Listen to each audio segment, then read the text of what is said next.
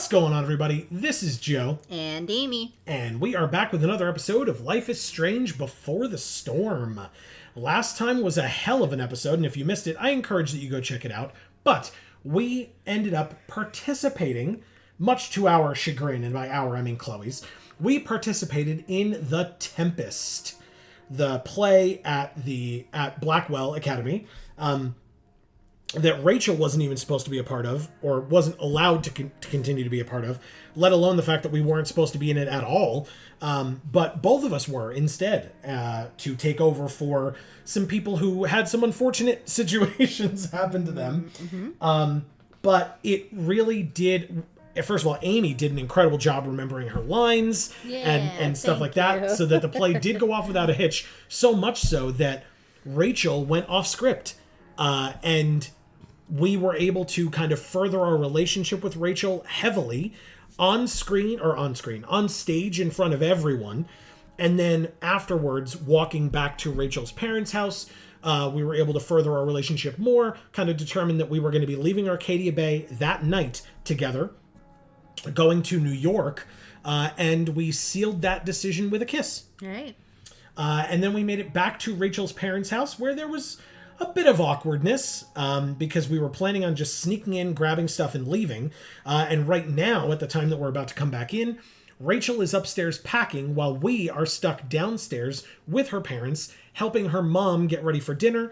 We've already had awkward conversations with both of her parents. Yep.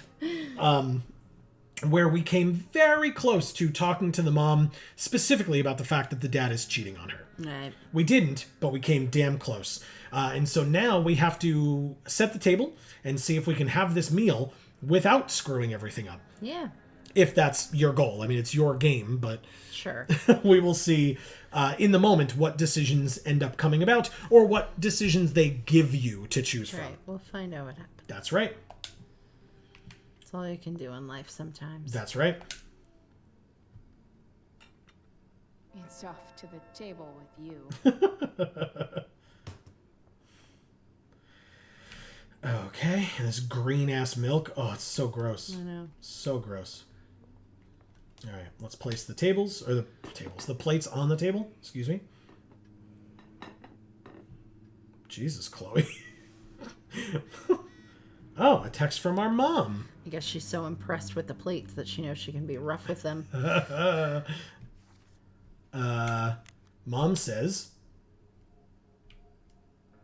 Chloe, Justin Williams' mom just called me. Were you in the play tonight? I would have liked to see that. Aw. Sorry, Mom. It was very short notice. Yeah. Kinda just happened.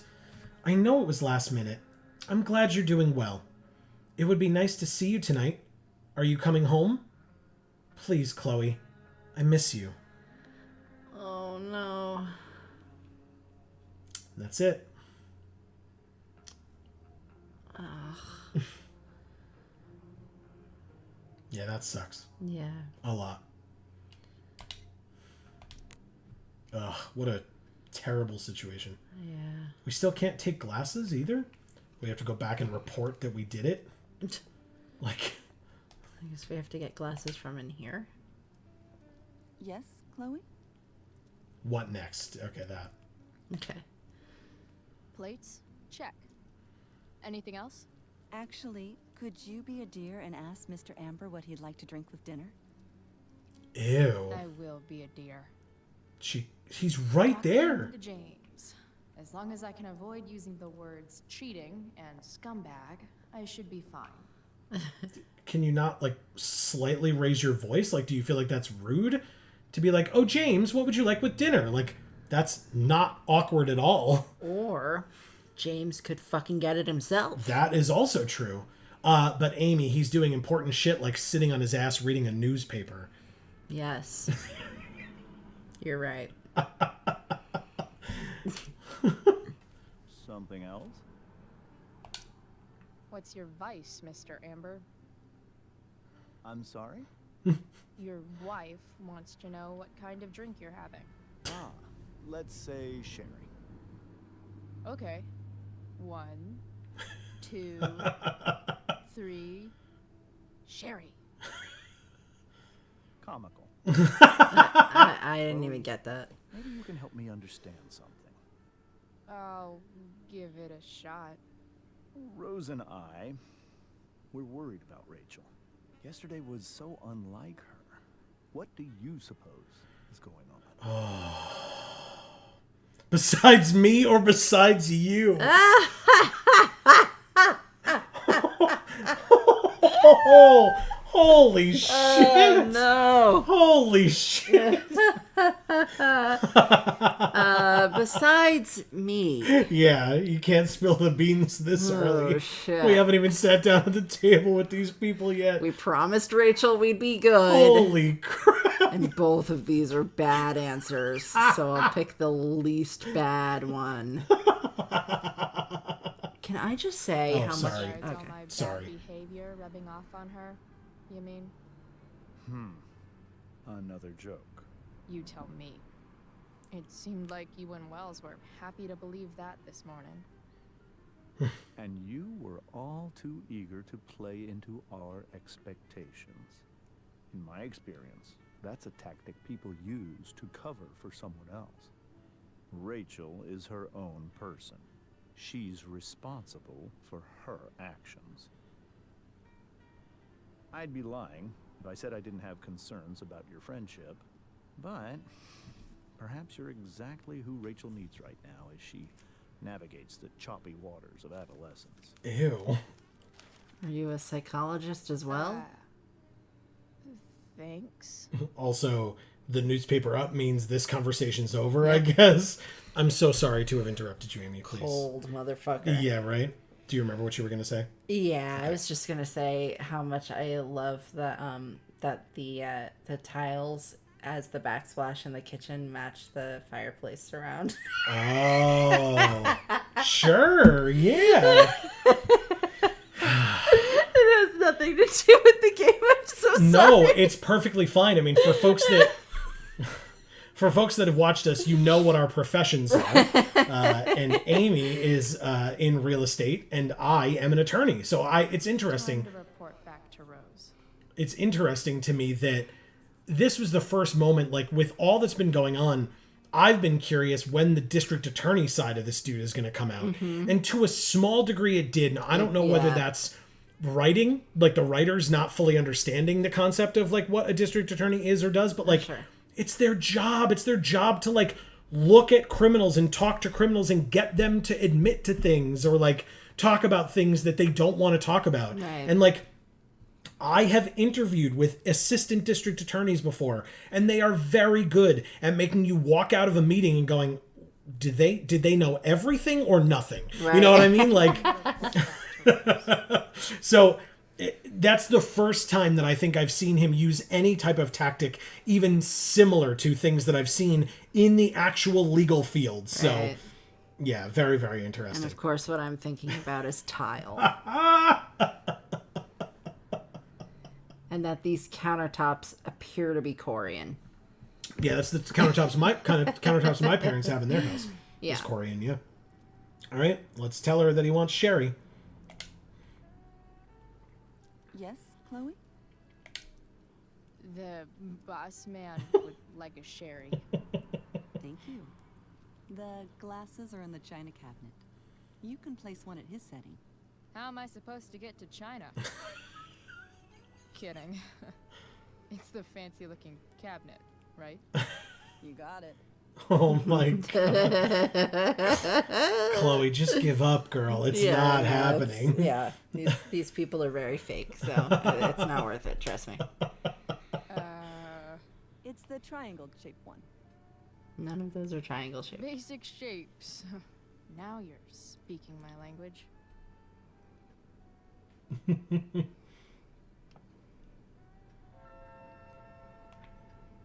Okay, but how do I know which place setting is his? Oh, it's at the head of the table, of course.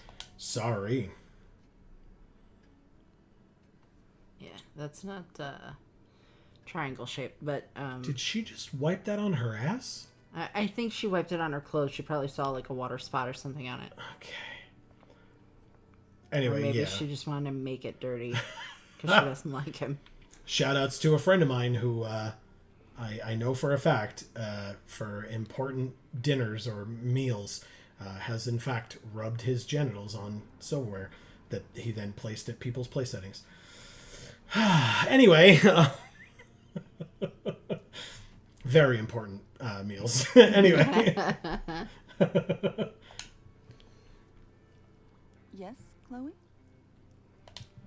What else? Feel like I'm getting good at this. Only one last step. As our guest, you may do the honor of lighting the candles. The lighter is in It's cool. I've got my own. Oh. You never know when you'll need to light a candle. Right? You are a paragon of preparedness. Thanks. I think. Tend to light some candles and class this joint up a bit. Okay, but everybody else still needs glasses and napkins and forks and knives. No, Okay. no silverware. Okay. Who needs them? God, do you know how long it took me? Because I did not carry a lighter around. You know how long it took me to... Remember family and fire. What could possibly go wrong? Awesome.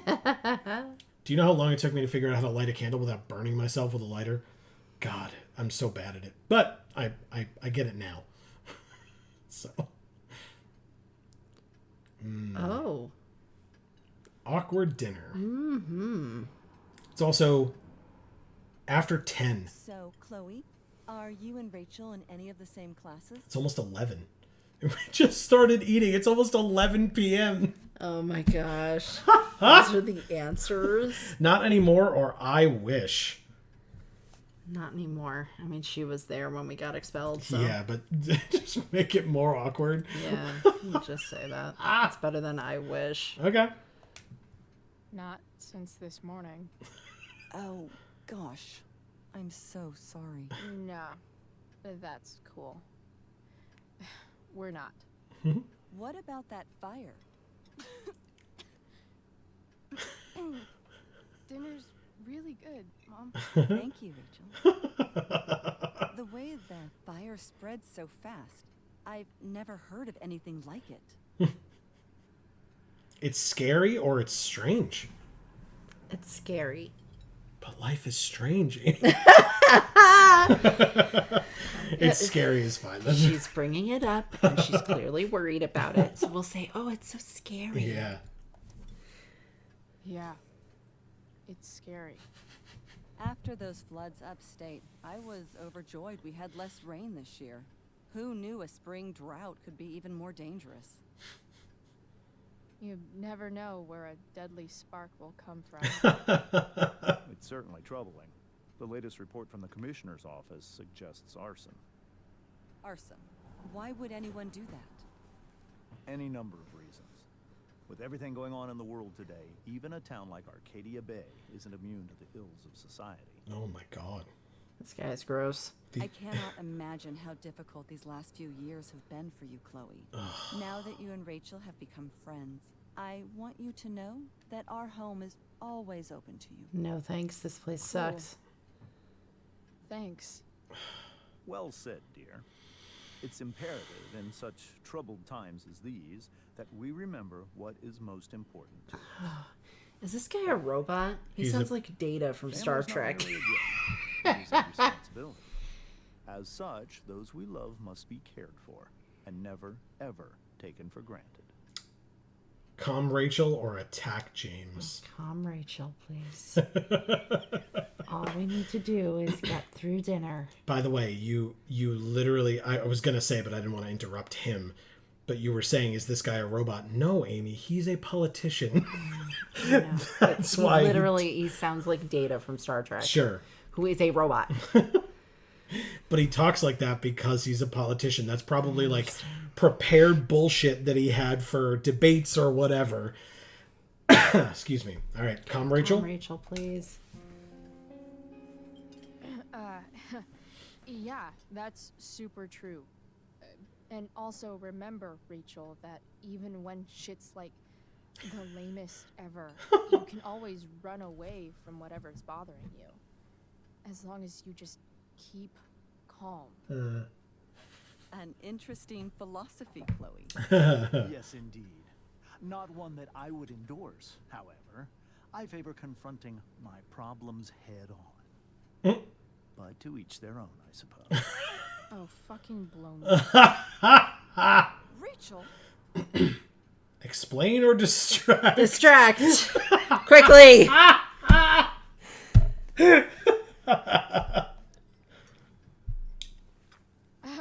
Crap. I'm so clumsy. Rachel, can you come help me find another fork? It, Chloe. I can't sit here and listen to this bullshit anymore. Rachel! Stop it, Dad. You're a hypocrite. Okay? I know. You lying, cheating piece of shit, motherfucker. Excuse me? We saw you yesterday at the Overlook James? kissing that woman. James. Rachel? Honey, whatever you saw or think you saw, I know it's hard, but I need you to trust me. Trust you or think we saw? Think we saw? Think we saw? Are you trying to gaslight us? There's no thinking involved. We saw you locking lips with some other woman. Best part is, she and I use the same drug dealer. That's enough! You are not welcome here or around my daughter any longer. I know exactly what kind of person you are from the moment I saw you, and I let my wife's compassion get the better of me. Oh? What kind of person is A that? delinquent. A broken girl from a broken home.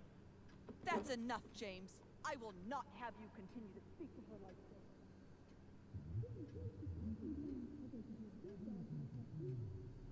this. Shit, this is it. Oh, the wind thing. No, Rachel's gonna leave, and then that's when she gets kidnapped and fucking killed.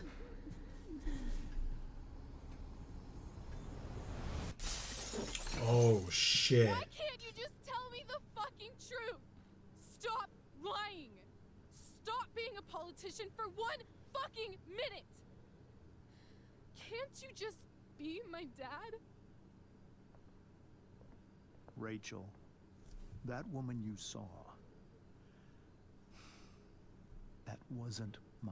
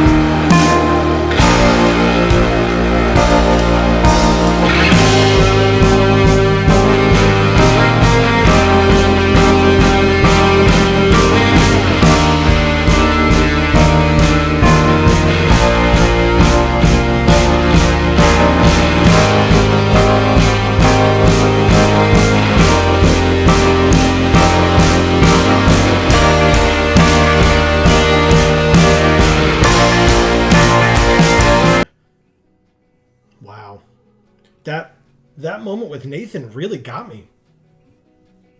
Wow.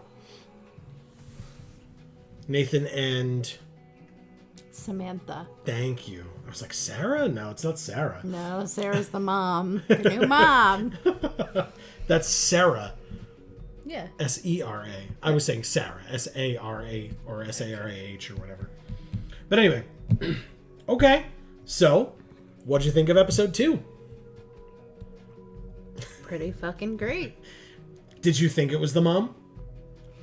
I had my suspicions, yeah. Really? Yeah. Again, all I was going to say is that she looked like Rachel from behind, but I was kind of keying that more into like, oh, it's a video game and the art style is very unique, but like somewhat outdated at this point. Like some of the like walking animations and stuff are like a little odd. So like, it's like, oh, they only had so many hair arts. Sure. Like, no, but no, it was on purpose. Yeah. Okay. Well, but yeah, you brought it up, so I guess spoilers for people who haven't seen the first game, but if you haven't, you should. It's great. And we've played it here on this channel. It was a long time ago. So we will sound different and the quality will be different, but you should still check it out if you have a chance. Oh, interesting. This is thanking all of the people that worked at the other company that made the first game. Oh. Writer Ashley Birch. Nice. Because for folks who remember, we were going to talk about this last time and I forgot. And by last time, I mean the last chapter ending. Ashley Birch voiced Chloe in the first game and then is not voicing her in this game. Right. And the reason for that, I looked this up. See, because it lists Chloe as Ashley Birch, but then Rihanna DeVries. She doesn't voice her in this game because there was a strike going on at the time. And so she didn't cross the picket line. But I guess once the strike was over or whatever, or because it wasn't breaking the strike to do so, they brought her in as a writer because Chloe mattered so much to her being Ashley Birch. That's really cool. Yes, and so they gave her that writing credit that you saw, basically as a nod to her and a thank you to her. So, yeah. Great. So, okay, where do we go from here? This is not the end of the game, obviously. Certainly not. So what do you think? What do you think's next? I have no idea. We need to find out. I have to say, you mentioned... I was talking about spoilers for the first game, and I got slightly distracted, but you mentioned what is eventually going to lead Rachel to getting kidnapped and then getting killed. Right. The whole time they were under that streetlight and talking, every time I thought about that outcome, I wanted to just burst into tears. Right. Yeah. Because it was such a cool moment between the two of them. They're like starting their relationship. Like Chloe's like actually found someone that she has this relationship with, that she feels comfortable with, that she can talk to, that she can, I don't know, feel like a person around, you know, like, instead of like her life is just happening to her. Yeah. Yeah. And, oh God, it's so loud. Yeah, it's someone who actually asks her questions and cares about the answer and yeah, doesn't expect a ton of things from her and, you know, doesn't tell her how she's not meeting her potential and yeah, doesn't just make things hard for her. yeah. And it just made me really sad because you get so much more context for the first game. It makes the first game so much harder because in the first game you don't know Rachel. So like Chloe's sad that Rachel's gone and she talks about her, but we have no basis of that relationship or that feeling except for Chloe's words, which can only go so far if we're bystanders. We're outside of it. Here we're seeing it. We're seeing their relationship from start to possibly likely finish. of like the last time. I don't know if it goes to the last time they see each other, but I imagine. But probably. And so we know the outcome. We know the ending of this already, you know? Right. And the ending fucking sucks. And so to see all of this happen is so heartbreaking. Which is, I mean, a great reason to make this story. I was going to say this game, but this story. A great reason to write this story. This relationship between these two as they meet and fall in love and grow and learn about themselves and each other. Yeah. But it also sucks. It sucks. Because everything has that cloud over it. Right. Of is this when it happens? Is this when it happens? Well, not even is this when it happens, but just it's going to happen. Like everything that they're talking about. I don't care what happens in the next episode. They're never making it to New York. We know that. You know, and so it's very sad. Yeah. Very sad.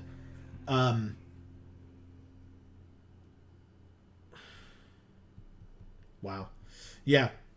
And then, but like I said, that moment with Nathan was cool. And you saw he came out last. No one else was still there, including seemingly his father. Right. Luckily. But right. Thank you. Yes. But Samantha waited for him. Right. And clapped for him when he came out, and he smiled when she did it. Yeah. He didn't retreat to the back or give her a dirty look or whatever. You counseled her to do that. Right. Because it's the right thing to do. And they did. And it was awesome. Because he actually gets that moment. And it can be isolated, so to speak, with just the two of them. But he still gets that accolade that he totally deserved. Like I said, I think he did a great job. Yeah. And he's not going to go home and have his father say he's proud of him. He's not going to go home and have his father say that he did a great job. I would be surprised if his father said a damn word to him that night when he gets home. Yeah. But he still had someone there to congratulate him because he was there. He did that show. And I mean, we talked about this at the beginning of the episode, or maybe it was last episode. It was last episode. But we've been in shows. Yeah. After the show, walking out and having friends, family, loved ones, whatever, there to hug you, congratulate you. That is the best feeling in the Hand world. You flowers. Yes. Because you just went through this like amazing experience that you've been prepping for, practicing for, rehearsing for weeks, if not months. Right. And then it happens, and I mean, we did, 3 shows, if I recall, or 2 shows? I think it was 3. But this was one show. That's it. And it starts, and then it's done. And when it's done, depending on the situation, you will never be in that group with those same people ever again. It was that moment. It was captured. That's it. Lightning in a bottle. Right. And so you want to get the most out of it possible. You want that moment, those memories, those feelings of coming out, of being given those accolades, those cheers, those claps. I mean, even Chloe, who doesn't really have many friends at school. She has some, but not many. And I mean, Steph and Mikey were at the hospital, so they weren't in the crowd. But when she came out to give her bows, when Rachel pulled her out to give her bows, you heard people in the audience being like, yeah, Chloe! Yeah. Like, everyone who does that kind of thing deserves that. Yeah. Even if you did a bad job, you deserve claps, right? Like, they can be polite ones of like, oh, okay, you weren't great, but here's your accolades. Like, but she did a great job. Especially having been thrown into it at the last minute. Mm-hmm. And so for Nathan to get that there, that really touched me. I liked that a lot. Yeah. Because he deserved it. Yeah. Really, really deserved it. And thank God someone gave it to him because, expecting other people to stay around wasn't as much of a thing. Right. But Samantha staying and having her be the one to stay was really cool. Yeah. And it was what he needed. Yeah. Okay. Let's look at our... Unless you have more to say, I don't want to just... No. Okay. Let's look at our percentages.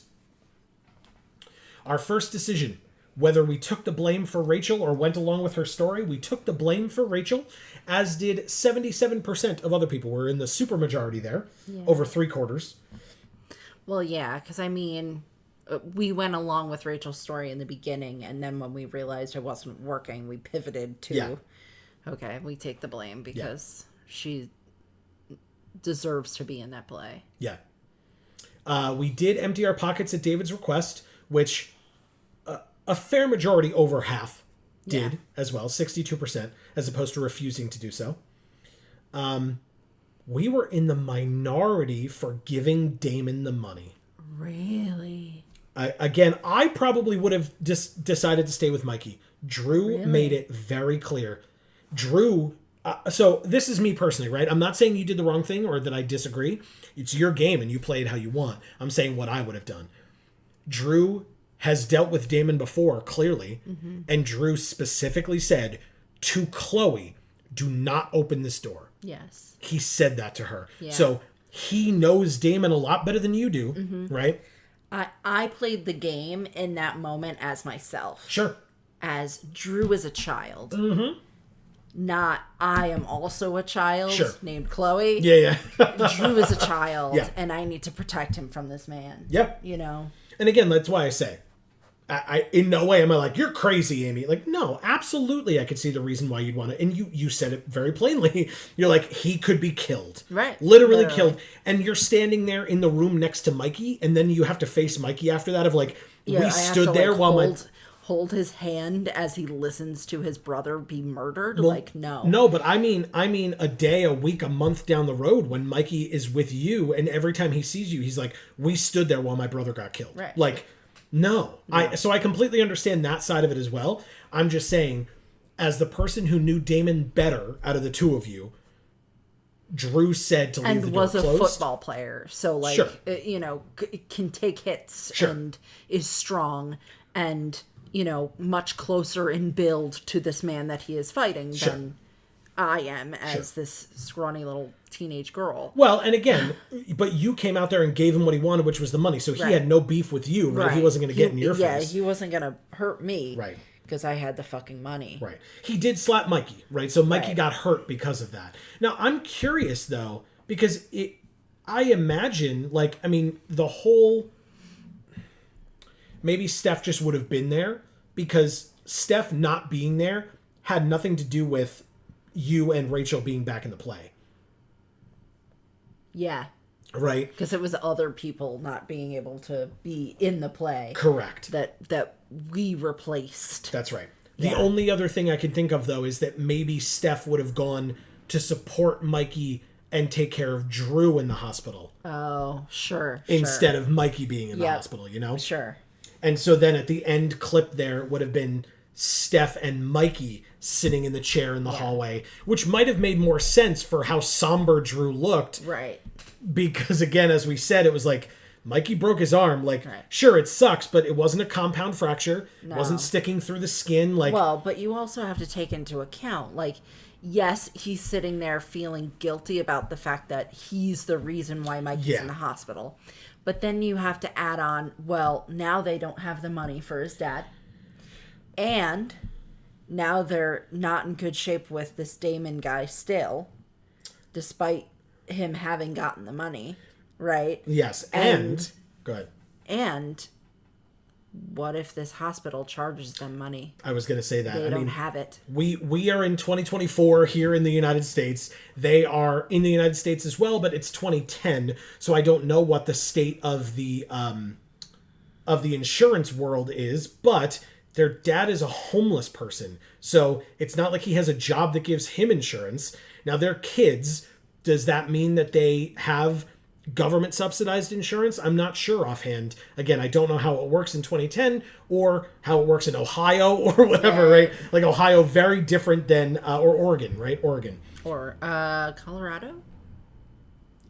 Damn it. I don't remember. Well, the credits just named Colorado as a place, but... Well, whatever state they are in, it's not New York. Right. And that's the only state that I've ever lived in for more than, you know, I don't know, any period of time. Right. So I don't know what other states are like in terms of insurance requirements for children, Right. even if their parents don't have any. Well, so like I can say that in 2010, if my family had lost our insurance because my dad lost his job or whatever, Cobra would have been an option. Sure, but it's expensive. The issue with Cobra is it's extremely expensive. So these children would not have Cobra. Yeah. Because I didn't take Cobra when I had the option of taking Cobra because I couldn't afford to. Yeah. Very expensive. And again, take this from New Yorkers. I don't, like I said, I have no idea. I'm sure it's different in whatever state this is. That's right. That's right. Okay. But anyway, so that's Damon with the money. And then last but not least, 3 different options here. And we still were in the super majority in asking for a kiss. 70% of people asked for a kiss. 13% asked Rachel to get a tattoo. And 17% asked Rachel to give us her bracelet. Yeah, I feel like I don't remember the significance of the bracelet. I feel like we talked about it in when we were on the train. Sure. But I don't remember that conversation. So Me neither. The bracelet means nothing to me. Yeah. But a kiss always would. So yeah. Okay. So these were the big 4 in this chapter, in this episode. And I mean, majority in 3/4. Just the money one was where you were not. And again, I'm shocked by that. Truly. I mean, part of me was like, stay with Mikey. Yep. He needs me right now. But I mean, Drew clearly needed us more. yeah.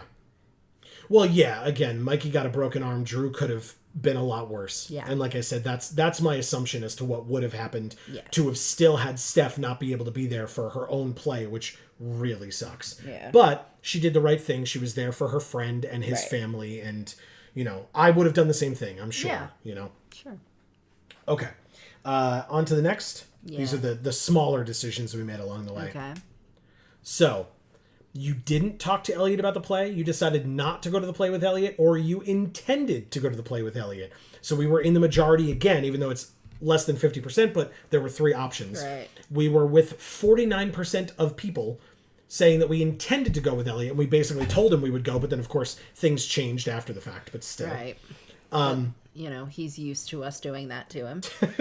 Not used to the whole us declaring publicly that we're in love with a woman on stage, but He'll get used to it. I guess so. We were in the super majority in agreeing to start over with David. Okay. 76%, although he immediately asked us to empty our pockets and then we got screwed over. So yeah, so that backfires very quickly. it sure did, very, very quickly. You put the singing man on the dashboard of the truck. 67% of people did that, so the majority for us as well. You didn't pay off your debt to Frank. 98% of people didn't pay off their debt to Frank. Apparently, you could have paid off your debt to Frank somehow. Yeah, we didn't get that option. No, and apparently only 2% of people did, so I don't know what that option is. Yeah, it must have been one of the conversation ticks that we didn't choose or whatever. Yeah. There might have been like a spot where we could have placed money that we may have had with us, which I was unaware of us having any, but Yeah. there we go. You didn't tell Steph that Rachel was single, which 85% of people did. Apparently 15% of people were like, yeah, for whatever. Steph, go ahead. Go for it. Wow. That's... No. Yeah, I agree. That's messed No. up. Yeah. You didn't return Drew's money to him. 68% of people didn't because they all stepped in to save him, basically, and gave the money to Damon. And then for Samantha, 43% of people didn't give her advice. I'm sure that's just that they didn't walk over to her. Yeah. But of the other options, if you did walk over to her, we were in the majority. Okay. In that you told her to help Nathan as opposed to give him space or to avoid him. Right. And only 3% of people told her to avoid him. Good. That is good. Yeah. That's very healthy. That's right.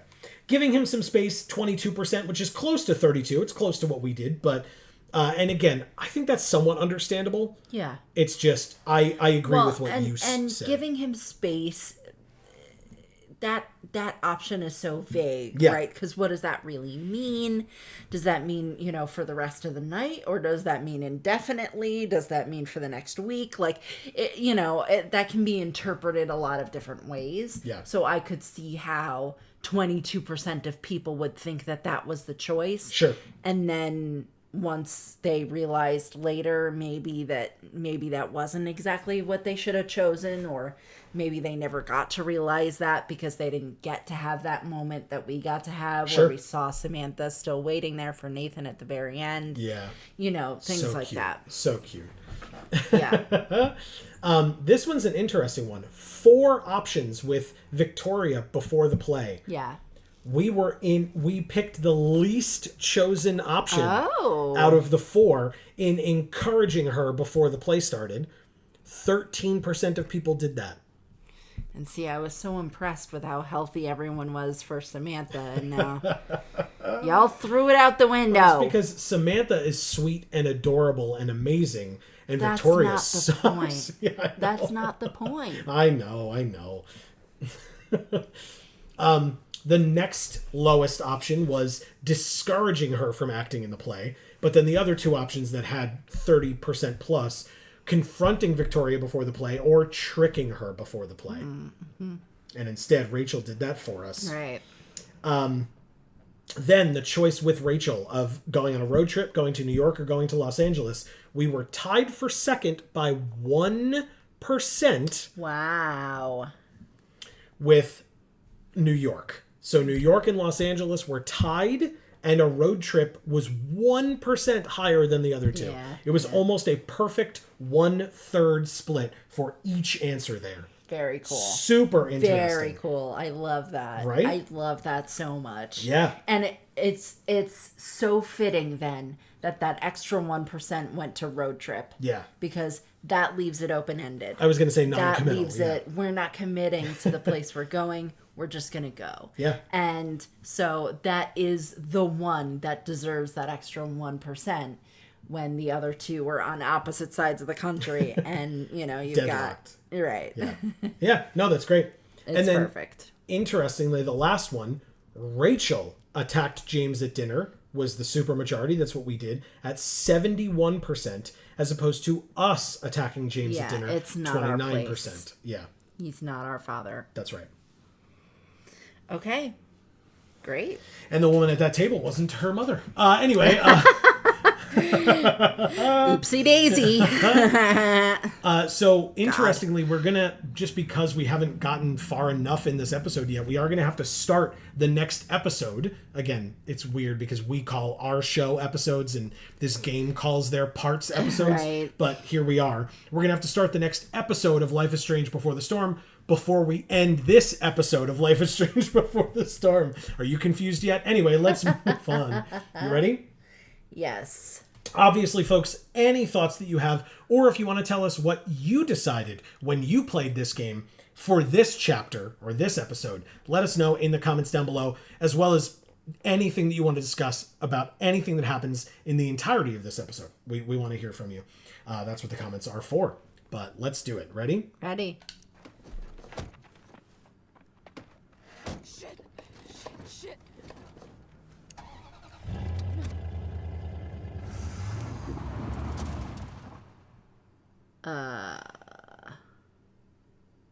Episode 3, Hell is Empty. Next episode starting right now. Wow. Okay. Here we go. Hell is Empty. All the devils are here. On Life is Strange Before the Storm. I felt like my dad's been lying about something for a while. I didn't know what it was. There is plenty of blame to go around. What does that mean? You forced my hand. This is a consequence of your actions, Chloe. We both agree that the best thing for everyone at this stage is for me to move in. In a million years, I never thought you'd choose David over me. Hey! Blackwell's done with me. I can't go home anymore. Is this junkyard all I've got left? Drew runs Oxy for Damon. Go to Drew's room, find the money, and I'll meet you to pick it up. Whatever you do, don't open the door. Oh, I want my fucking money! Juliet is waylaid. That infernal inferno is the culprit, closing down the roads and robbing us of our Ariel. No fucking chance. I swear to thee, we shall fly beyond this isle. The corners of the world are mere prologue. What sayest thou to my most hopeful wish? Yes.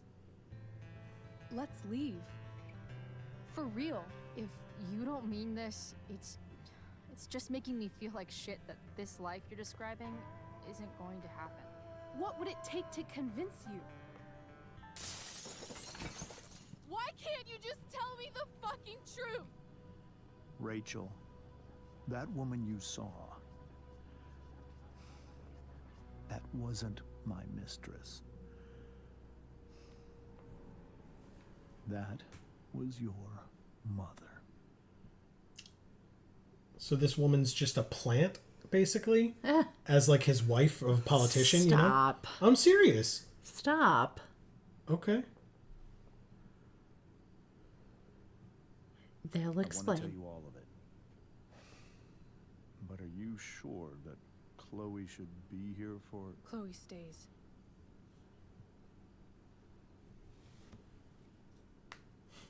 Of course. In every way that matters, Rose is my wife and your mother. But the woman you saw at the Overlook, her name is Sarah. Your birth mother.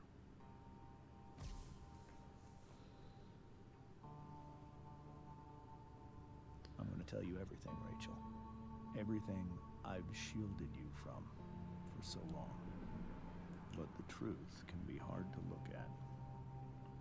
Is this really something you're ready for?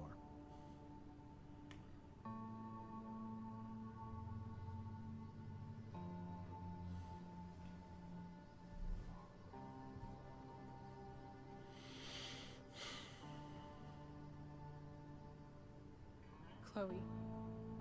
I'm here, or you can handle this. You can handle this. You can handle this. Not without you. All right. Okay. Ready? Yes. Join. Join.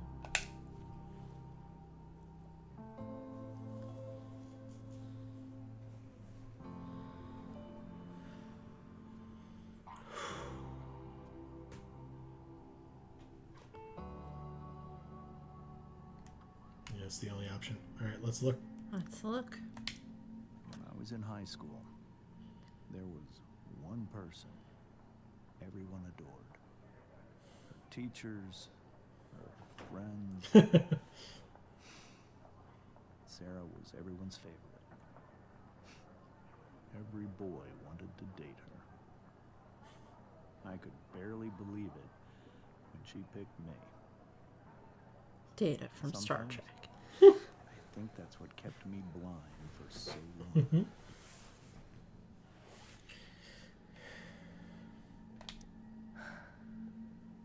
She was so beautiful, just like you.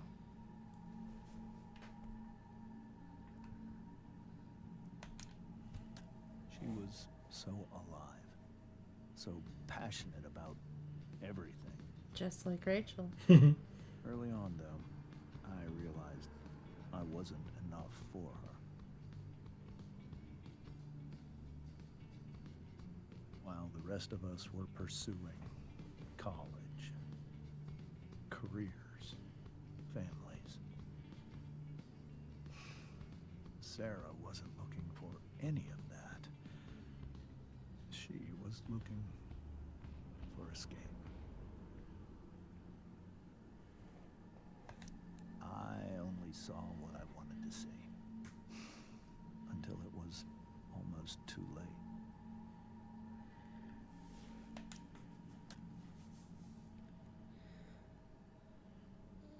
When Sarah became pregnant, I thought it would solve everything. And it did. For a little while. She's wearing the bracelet. Your father was the greatest moment of my life. There was so much love, but I was still blind.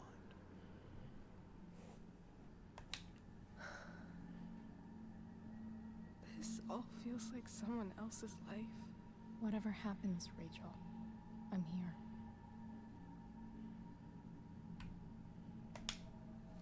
However much she loved you then, it wasn't enough. For Sarah, the need to escape was always there. Oh, the syringe on the floor. Did you see it? Yeah.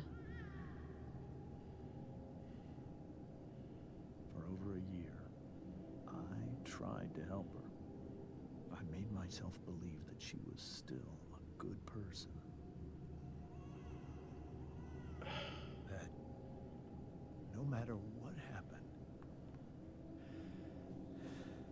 she would never do anything to hurt you. Not on purpose, but... Exactly. I was wrong. Eventually, I saw her for who she really was. A destructive person. Someone who could never be satisfied.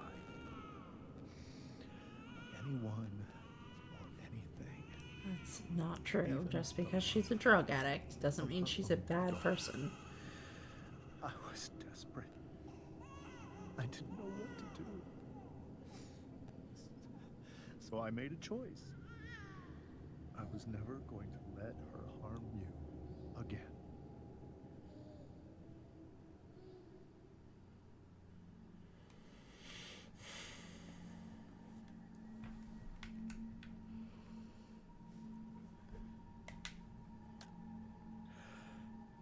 What you saw at the Overlook, Rachel, it was true. We kissed.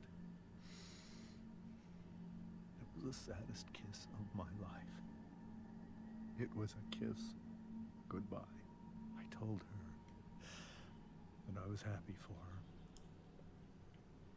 That she felt like she'd gotten her life together. Finally. But she didn't get to just decide one day to be a mother. Not after what she'd done. But after all the people she hurt. All the lives she destroyed. I told her she'd been given the greatest gift in the world. The chance to be your mother. And she squandered it. It pained me to hurt her like that. But I'd do it again. And again. And again. To keep you safe.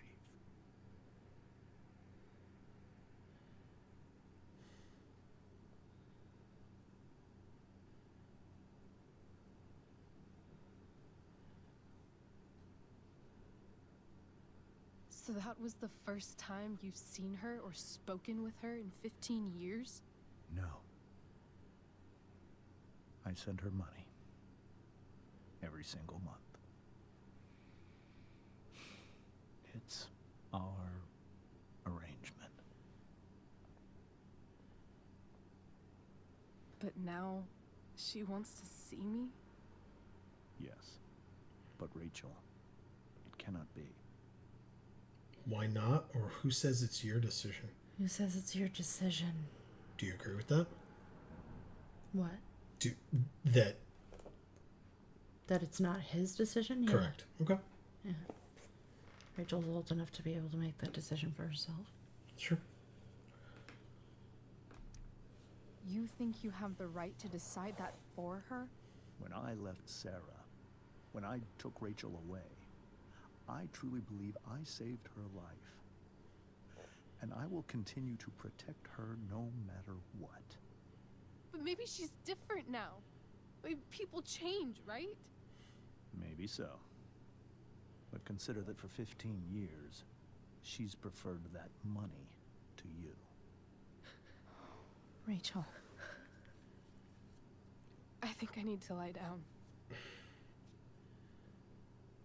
It's a really harsh way of putting that. Yeah. He's not necessarily wrong, but like... He is, because he has made a judgment about this woman. Yeah. That she is a terrible person because she addicted. was doing drugs instead of taking care of her baby. Yeah. She was an addict. Sure.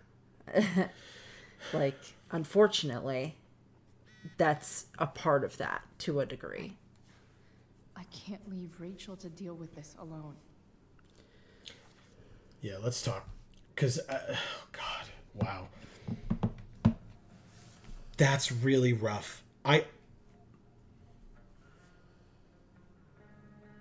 don't know. I don't know what I would do in that situation. In what situation? If I were Which him. one of them? If I were him coming home and finding my baby like that. Yeah. Like, sure, my wife like that as well, right? That's important. Yes. And they even showed that moment of him, like, trying to help her, trying to rouse her, and then realizing that the baby's still crying. And so he literally gets up and walks away from her to the baby, which is both symbolic and literal. I mean, it's, you know, but it's a baby. The baby is completely innocent and incapable of caring for itself. Mm-hmm. And so someone needs to step up as the responsible party in that situation. And so I'm not saying that I believe he did the wrong thing by leaving Sarah. Right. Yeah, and I'm not accusing you of anything. We're just chatting. I feel he did. You feel that he did do the wrong thing. The right thing by leaving Sarah. Thank you. In my opinion. But it is an opinion. Sure. But to say, especially to Rachel, those things about Sarah. Yeah. He was wrong in that. Sure. Those are judgments, what he said. Yeah. They are not facts. They are not observations. They are not... Well, these are the circumstances of the situation. They are judgments that he placed upon her in that situation, to a degree understandable. Sure. Because it was a, in his mind, life-threatening situation for his daughter. Yep. So I understand why he put those judgments upon her. But it does not mean he's right in that. I truly enjoyed the words that were chosen when he said, I truly believed when I took you away or her away that I saved her life. Right. That's exactly the way that I think he should have put that. Right. Because that was his belief. Right. Was that correct? Was it incorrect? Irrelevant, and there's no way to know that now. Right. But he did what he thought was best for his child's safety. Exactly. And now... And that's what you should always do. That's right. But now, for him to unilaterally decide that the mother does not have a right to come back into Rachel's life 15 years later, right? So Rachel is not 18 yet. Right. So it is legally, at least, you know, to my understanding of it, right? I may be an attorney, but this is not legal advice, and I'm not, this is not my area of practice.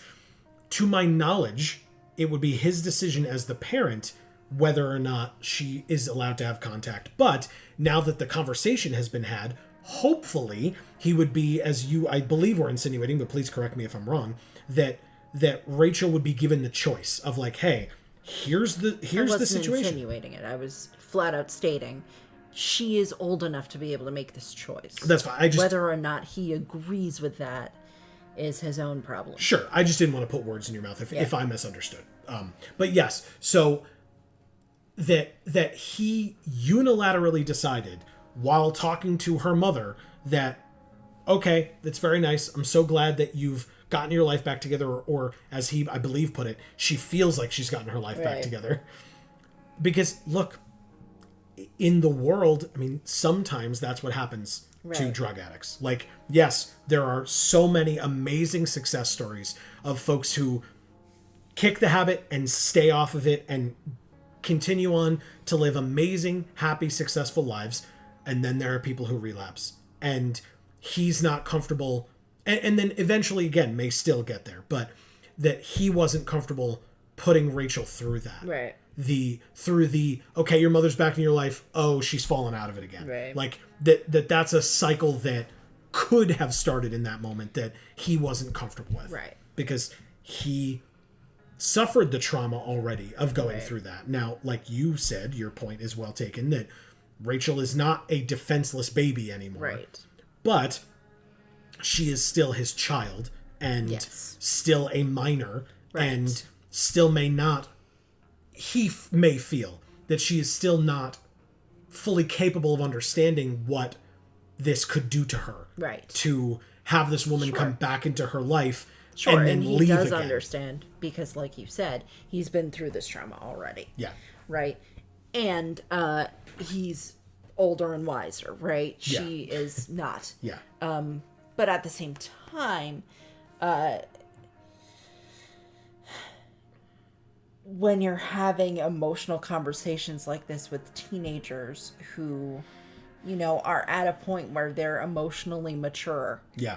And you can't hide these things from them anymore, and you can't protect them to the same degree anymore. Yep. When you try to do that, usually they run as far toward the dangerous thing as possible as, you know, as they can. Yeah. Right? And that's you. Yeah. That's because of you. Yeah. That's because instead of having those poignant conversations that you should be having with your teenagers, you are not doing that, or you are telling them how it's going to be instead of making it a discussion that two people are having about the fate of the family unit. That's right. Right? That's right. This is something that finding out this information drastically affects every aspect of their family unit. Yeah. So to go to your teenage daughter and say, this is the situation, let's talk about this and come to an agreeable decision amongst us all. Yeah. For the comfort and betterment of our family unit as opposed to the destruction of it. Sure. Maybe you don't say it in those words because you're talking to a teenager. Sure. But that's the effect. But that's what you need to accomplish. Yeah. When you're trying to involve your teenage child in this situation, right? Yeah. Because if you pull a David and say empty your pockets, yeah, you know, she's just gonna run off and not come back and live in a junkyard. Yeah. Yeah. Yeah. You know, she'll run at that danger because right now you're the danger. Yeah. Yeah, and I've seen this situation. I mean, not quite this parallel, but the idea of kind of keeping a secret from your child for who knows how long, and then they find it out on their own, because as opposed they're going to. Yes, as opposed to you stepping up and talking to them. But I will say, there's such a gray area in terms of when to do that. I mean, you talked about emotional maturity, and people may need to have that moment with themselves or their spouse, or, you know, if they're a single parent, just kind of sit and think about it, or talk to a professional, a therapist, whatever the case may be, to try to find out maybe when that moment is right. Right. But otherwise, as you are saying, the issue is you're going to have that moment where if and when your child finds out about it, they're going to lash out. I'm trying to think of the word, but I lost it. But like distrust you after that point, or like have distaste for you after that point, because now they've caught you in a lie. And it wasn't a lie. You just never told them because you didn't think they were ready for it. But then they found it out on their own, and now they're forced to be ready for it, whether they were or not. Right. And so that's the shitty thing, is that if you miss that window, so to speak, of like the right time to tell them before they find it out on their own by accident or through seeking it out, if you miss that window, then they're going to resent you, I think is the word I was looking for before. Yeah. That they're going to resent you. And whether that means they're going to run away like you were talking about, or just be pissy with you forever or distrust you forever. Right. Like, you know, and obviously there's a lot of give and take in between there, but like that sucks because like I said, I've seen situations like that before where children have been lied to. They find out the lie and now they're turning around and saying, well, you know, I hate my mom. Why did she lie to me? And it's like, because there's a lot more to it that you don't understand, and or that your mom struggled with, or in this case your dad struggled with. How do I tell them? When do I tell them? Do I tell them? Yeah. In that situation, it really comes down to your attunement to your child, right? Yeah. Because in that moment where Rachel was about to look through the viewfinder. Yeah. And he's like, well, are you ready? Yeah. This conversation wouldn't be happening if she wasn't ready. Yeah. If you're a good parent, you are meeting your kid where they're at. They're coming to you with this thing. And if they're coming to you with this thing, they're ready for the answer. Yeah. That's the moment. Right. And the moment is not when you decide they're old enough. Yep. The moment is not, well, tell them way before they're ready because otherwise they won't be prepared. No. When they come to you like they did, right? Yeah. And say, well, we saw you kissing this woman. What the fuck? Yeah. He said, okay, now's the moment. Yep. Right? Yep. And the thing with what sucks about this situation is that so much shittiness occurred before that. Like, all of that emotional turmoil that Rachel had suffered didn't need to occur because he could have just told her before that point. Yep. But again, in most situations, when you're like worried about when to tell your child a thing, you wait for them to ask. Because if they're asking, that's the moment that they're ready to know. Yeah. And that's something that, like, being a nanny was really difficult for me because I had parents that were not okay with me having explained something to their child in the moment when their child asked that question. Yep. And it was not anything like this, no, you know, God, it was no. not an emotional thing. It was not a, you know, it was like, oh, here's my toddler and my toddler now knows what a fire hydrant is. Where did they learn what a fire hydrant was? Well, they asked me what a fire hydrant was and I told them it was a fire hydrant. Yeah. And you know, they didn't like that because apparently they wanted to be the one to tell their child what a fire hydrant was. I don't know. Yeah. But unfortunately, regardless. Yeah. Unfortunately, childcare is a thing that needs to occur, man. Like, what else can we tell you? You know, like, like if you really wanted to be the one to tell your child what a fire hydrant was, you should have done it. Yeah.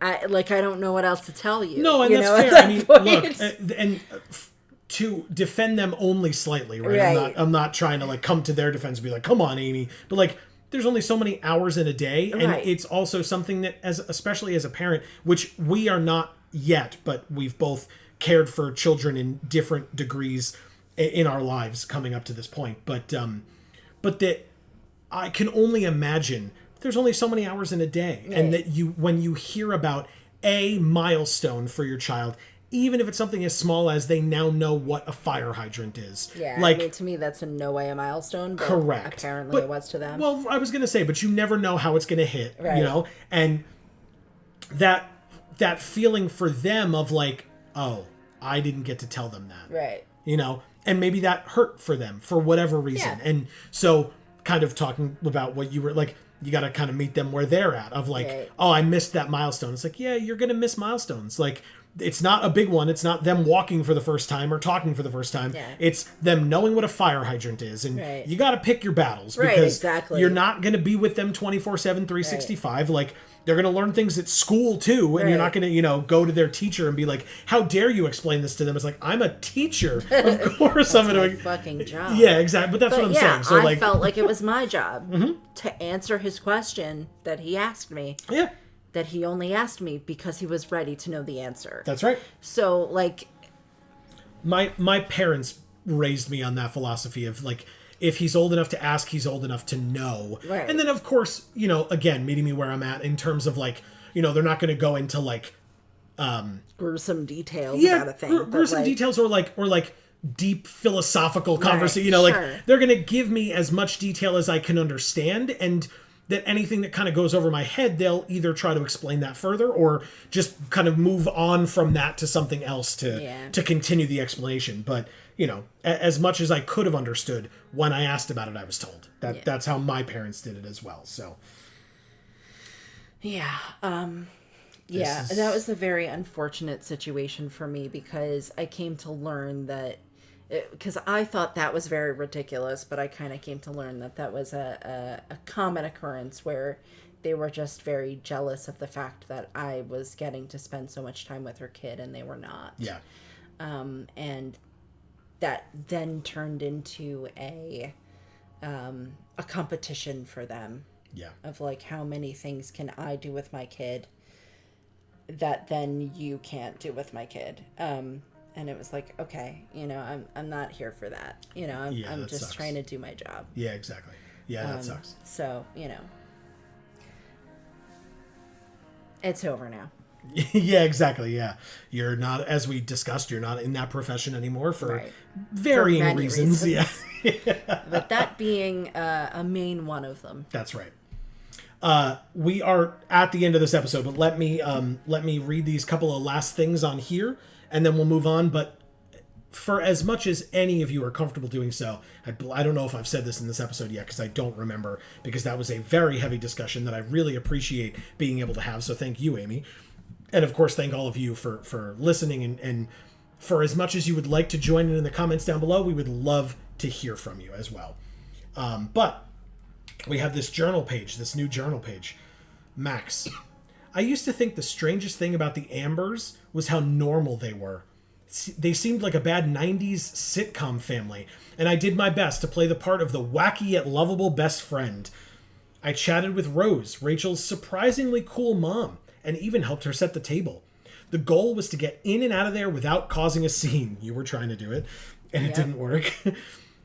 So we could make our escape. About that.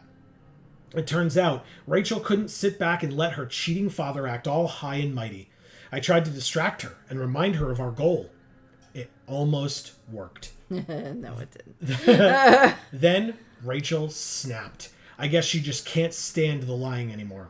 She told her mom about James making out with that woman.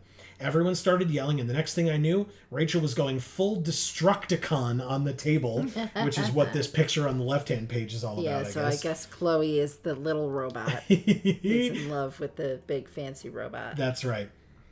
That's when the truth finally came out. Rachel's mom equals not her mom. Rachel's real mom equals makeout woman. Mind equals blown. Chloe, the wacky yet lovable. Agreed. Then we can, I assume, learn about Sarah. I was right. And by the way, this whole page is now full. So I don't know if that means we're going to get another page or if we've now met every character and the rest of the game is just about interacting with all of these characters in whatever situations we come across. Cool. What can you say about a woman so mysterious her own daughter never heard of her until now?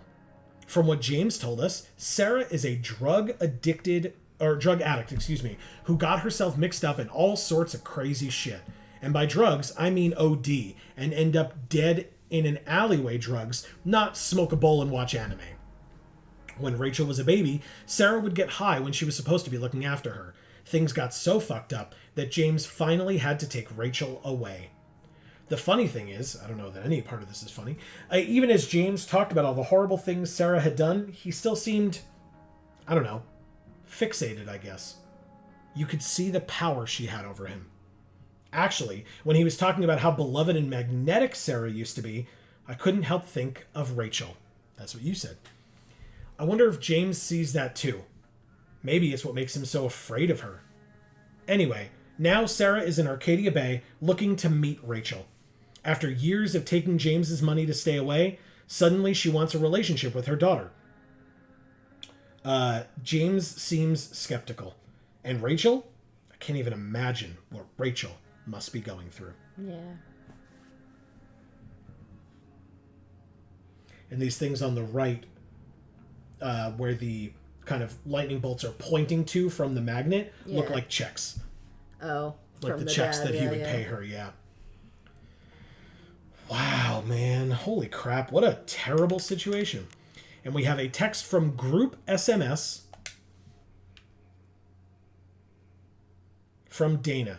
Rachel and Chloe, where are you guys? We're at the Tempest cast party. Oh. From Juliet. I already texted Rachel like 8 times. Chloe, hey, I don't think we're making it. Chloe, you should come. Heart, heart. From Hayden. Yeah, Chloe, you did awesome, babe. From Brooke. Hey, Chloe, great job tonight. Thanks. I can't. But you were amazing. I'll even admit that Mr. Keaton seemed a little disappointed when I arrived. Wow. Fuck. Wow. She played the flute beautifully. Yeah. I have to say. Yeah. As someone who we mentioned earlier in another episode can't get a sound out of the clarinet. That's true. I can play the flute. Fairly finely. Seriously, just come. Bring Rachel. Sorry, guys. Oh. There's enough shit going on. Yeah. And it is now 12:43 in the morning because we ate dinner at almost 11 o'clock. Yeah. So well, it was like 10 when we ate dinner. No. The grandfather clock was showing that it was like 10:50 when we sat down and the awkward dinner started. I looked at... Okay, I could have sworn you said like 10:30 maybe. I said 10, but it was like 10:45, 10:50 because it was just... I was just looking at where the hour hand was, but... But yeah, I mean, that conversation must have taken God knows how long. Yep, and there's still a shattered table in the middle of their dining room as well. Okay. Well... we will come back to that next week. Because that, folks, is going to be the end of this particular episode. It was a bit of a longer one, but it needed, I think, that discussion needed to be had, and I appreciate all of you for hanging out with us while we had it. And as I said, if you're comfortable participating in it, in the comments down below. Wow, what a heavy episode, Amy. Yeah, Holy shit. But, yeah, we'll be back next week with whatever is about to happen next. Are we still going to go through with our plan to leave? Or now with this massive shakeup, is that just completely out the window? We will have to find out because this episode, not ours, but the game's episode, has barely started. So we've got a lot more to do in this one, and then there are more to come after this one as well. So, stay tuned. And by the way, the best way to find out exactly when that video comes out is to make sure that you are subscribed and you have that bell rung here on this channel, because that will make sure that you are get notifications whenever any of our videos come out, including more of this series in the coming weeks. As that statement implies, we have other series on this channel as well, and other channels. Links down in the description box below for our Magic the Gathering channel, Geek for All. And Gluten Free for All. So feel free to check those two out and sub and ring the bells there as well. And thank you all so very much for any and all support that you are willing to give. Truly. And if you want to know how to support us further, please don't forget that likes and shares go a very long way. And so if you're appreciating the things that we're doing here on these channels, we really do appreciate the support, and thank you so much. But for now, from us here at the Geek for All family of channels, I've been Joe. And I'm Mimi. And as we always say, in whichever video of ours you watch next, we will see you all next time. Thanks, everybody.